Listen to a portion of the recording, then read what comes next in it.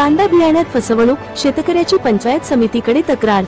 नेवासा तालुक्यातील बेंडा खुर्द येथील त्रिंबक नवले या शेतकऱ्याची एका खासगी कंपनीकडून घेतलेल्या कांदा बियाण्यात फसवणूक झाल्याची तक्रार पंचायत समितीच्या कृषी विभागाकडे करण्यात आली आहे। नवले यांनी संबंधित कंपनीकडून 7 किलो कांदा बियाणे खरेदी करून 3.5 एकर क्षेत्रात लागवड केली, परंतु लागवड केलेल्या कांद्यास केवळ 2 ते 2.5 महिन्यात 30 ते 35% डेंगळे आले।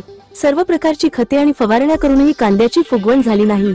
विशेष म्हणजे कांद्याची संपूर्ण पात पिवळी पडली आहे। लागवडी दरम्यान रोप कमी पडल्याने नवले यांनी त्याच प्लॉटमधील काही वाफ्यांमध्ये दुसऱ्या कंपनीचे बियाणे लावले होते आणि त्या भागातील कांदा चांगल्या प्रतीचा तयार झाला। त्यामुळे नवले यांनी फसवणूक झाल्याचे नमूद करत पंचायत समितीच्या कृषी विभागाकडे तक्रार दाखल केली आहे। कृषी विभागाच्या अधिकाऱ्यांनी बियाणे तज्ञांसह शेतावर भेट देऊन पंचनामा केला आहे। त्रिंबक नवले यांनी सांगितले की मी गेल्या 10 ते 15 वर्षांपासून कांदा लागवड करत आहे। याआधी एकरी 15 ते 20 टनांपर्यंत उत्पन्न मिळाले आहे, पण यंदा नवीन बियाणे घेतल्यामुळे एकरी 5 टन देखील उत्पादन मिळणार नाही। त्यामुळे माझे लाखो रुपयांचे नुकसान झाले असून कृषी विभागाचा अहवाल आल्यानंतर मी ग्राहक निवारण न्यायालयात दाद मागणार आहे। या प्रकरणावर कृषी अधिकारी प्रताप कोपनर म्हणाले, शेतकऱ्याच्या तक्रारीनुसार कृषी विज्ञान केंद्र दहिगाव ने येथील फलोत्पादन विभागाचे विशेष तज्ञ आणि मी प्लॉटची पाहणी केली असून लवकरच उपविभागीय कृषी अधिकारी श्रीरामपूर यांच्याकडे अहवाल सादर केला जाईल।